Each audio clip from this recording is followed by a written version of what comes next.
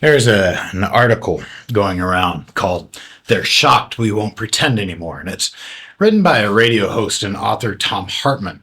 It's got a story about a woman who hung up on her sister mid-phone call. It's got Stephen Miller quotes. It's got death stats from ICE facilities. It's been shared a lot, and I get why. It's well written and it's emotional. So let's talk about it.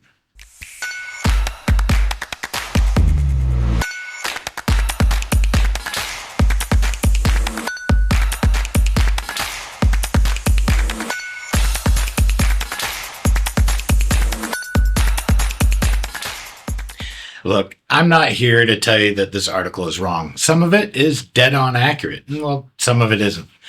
I want to walk you through both because I think the honest version of the story is more useful to you than the viral version. So let's start with what this article gets right because Tom hits the nail on the head with a lot of stuff here. ICE detention deaths are real and the numbers check out. KFF confirmed 46 deaths in ICE custody from January 2025 through March of 2026. Hartmann's numbers matched the actual data. The detention population really did spike also, so from about 39,000 people at the end of the Biden administration to over 68,000 by February of 2026. That's a 70% increase, also confirmed. The tax numbers come from a real study, not political math bullshit. The Institute of Taxation and Economic Policy found undocumented immigrants paid $96.7 billion in taxes in 2022. And that in 40 states, they pay a higher effective state and local tax rate than the top 1%. That's a real peer-reviewable study. Now, it's worth saying plainly, ITEP is left-leaning and groups on the right dispute some of their numbers. So real study doesn't mean unanimously agreed upon, but it's not like they're just pulling numbers out of thin air. The data is there. The Stephen Miller quote about needing a very large staging facility and deploying the military for a mass deportation operation, that's real, on the record. Now, that's not paraphrased or taken out of context. Oh, and J.D. Vance really did text a friend back in 2016 calling Trump, quote, America's Hitler.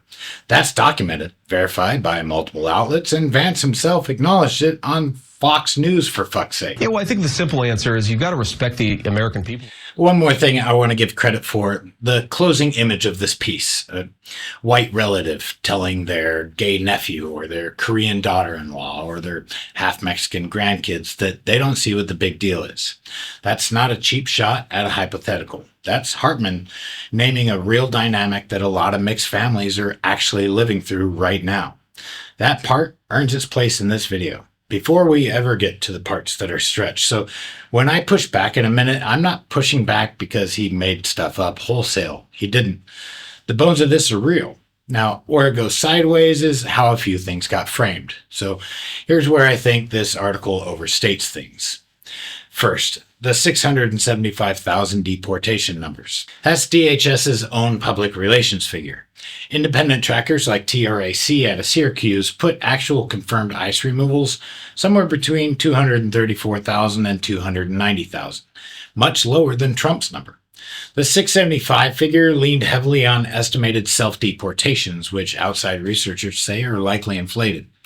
Hartmann repeats the administration's own number like it's a settled fact, not because deportations aren't happening at scale, I mean, they clearly are, but because the real number is contested and only citing the biggest version for the people who benefit from a bigger number, that's just not neutral. Second, the line about Miller having, quote, spoken openly about a vision of removing as many as 100 million people, that figure is real, but it overstates its sourcing. It traces back to a DHS social media post with a meme-style caption of a second-hand account of Trump joking that if it were up to Miller, the country would only have 100 million people left who would all look like him. That's a real and unsettling data point. But it's not a documented Miller quote, but Hartmann presents it like it's Miller's own words. So that's a stretch on sourcing, even though the underlying discomfort is legit. And in my opinion, it's a fucked up thing to joke about. Third, and this one cuts both ways, the statistical sleight of hand. The administration's own 0.009% death rate claim and Hartmann's framing of the death numbers are both technically defensible, but they're using different math to answer different questions. I'll show you what I mean here in a minute. The lesson for you at home is when anyone left or right reduces a tragedy into a single percentage, ask what the common denominator is before you believe what the headline says. Here's the conclusion, and it doesn't flatter either side of this argument. The raw numbers of deaths almost tripling 11 to 33, that's just the math. There were 70% more people in custody, so one could argue that the number going up is also just math, but the rate, like your odds of actually dying if you're one of the people sitting in a detention facility on any given day, that roughly doubled too. That's not explained away by more people means more deaths. Something's changed, whether that's overcrowding, understaffing, or a system that scaled faster than its own infrastructure could keep up with. And I'll let you decide.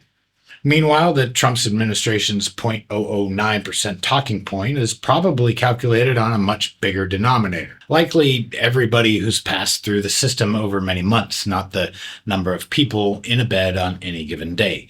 That's not necessarily dishonest, it's just a different question with a smaller sounding answer. Both numbers can be true, but only one of them tells you what it's actually like to be detained right now, and regardless of the math you choose, this is a problem that needs to be addressed. Fourth, the emotional through line. The sister on the phone, the comparison to Germany in 1934. That's Hartmann's own interpretation, not reporting. It's a legitimate opinion to have, I get it, and it's doing a lot of the persuading. The way this article was written, there's no distinction between here's a fact and here's how the writer wants you to feel about that fact. Now, I know some of you are furious that I'm even fact-checking this instead of just sharing it, but that's what I prefer to do before I ever form an opinion. Thom Hartmann isn't lying about the core of this. People are dying in ICE custody at a higher rate than they were 2 years ago. That's real, and it should bother you regardless of how you vote. The tax numbers are real. The Miller quote about staging facilities is real. And the picture he closes on of families where someone's now expected to just get over a policy that names them specifically as a problem, that's a real thing happening in real households right now, maybe even in yours. But some of the framing is doing more work than the facts can actually support. And I think that matters too, because when we let the most emotionally loaded version of a true story become the only version we repeat, we make it easier for people to write off the true parts along with the exaggerated one. And, well, really, that just helps nobody. Here are my sources for the information that I've given in this video. I encourage you to check my work, because I'm just a dude and I have my flaws. If you have a family member that you've gone quiet with over this, I am sorry, and it just sucks. I live in Cambodia, and the family structure here is what keeps this country going. The family bond is more important to people than anything else. So for the gay niece or the trans cousin who feels like a vote for Trump was a slap in the face, I get it. And for the record, I didn't vote for Trump. I didn't vote at all. Fun fact, I have voted many, many times, but I have never once voted in a presidential election. Side note, growing up, my parents never discussed who they voted for.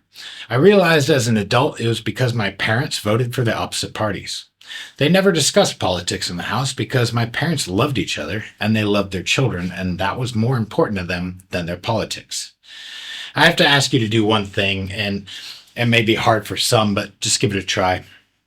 Love your family members for who they are. Love your friends for who they are. And don't just do it because I said so. Hell, Jesus said it in Matthew 22:39. You shall love your neighbor as yourself. You don't have to like their opinions. Hell, I have 6 sisters and really only talk to 1 or 2 with any regularity. It doesn't mean that I don't love them. It's just we don't really have anything to talk about. But you and your family, don't refuse to spend time with your family just because Uncle Ron is going to be there. Look at it from this angle. Uncle Ron is your mom's brother, and when they were young and growing up, your mom and Uncle Ron relied on each other. They were all they had. So when your mom's child doesn't want to come to Thanksgiving because her brother's proximity is a problem, how do you think mom feels? Now, to all you Uncle Rons out there, just Accept your family for who they are. It's not like you're being asked to abandon your faith and start sucking dicks on any given Wednesday. Family is all you have. Maybe take the MAGA flag off your truck when going to the family holiday. Give your sister some respect because she wants to spend the holidays with her children as well as her big brother. If for no other reason, do it for her. It all just boils down to respect. That's it. That's the whole ask. So sorry about the rant there at the end. It was just something I wanted to get out there and say out loud. And thank you so much for watching, and thank you for allowing me to vent to you. I really appreciate it. I guess until next time, have a good day.